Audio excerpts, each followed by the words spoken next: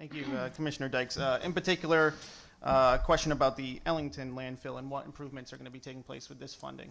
In landfill, the plans are to make repairs to the methane gas flare system.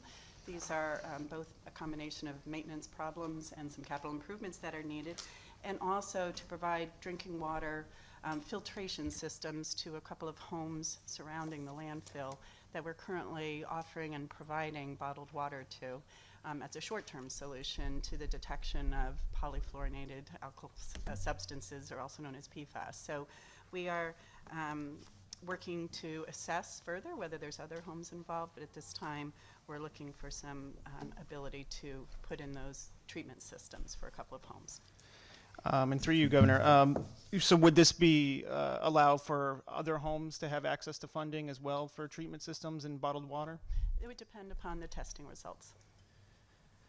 But it wouldn't be limited to just those two that have tested positive directly linked to the landfill at this point? It would be related to those homes that have some sort of impact from the landfill.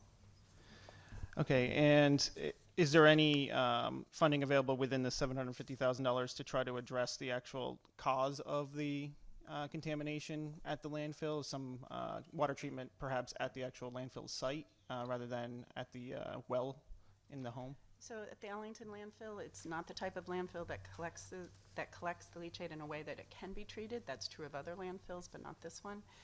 So it's more cost effective to actually do an assessment of what extent of contamination there is, and then determine what receptors there might be to those impacts. And is that's there what we're focused on right now, is assessing the extent of the plume.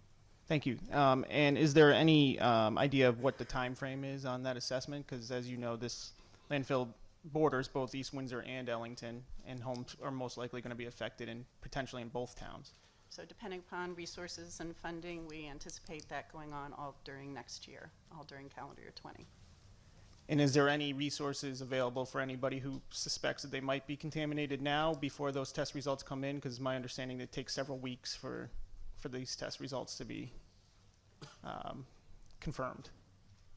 So we offer bottled water as soon as we receive any indications that they have detections anywhere near the standards that are set by the Department of Public Health. So if someone does have any concerns, they're welcome to contact the department, and we'll be happy to work with them.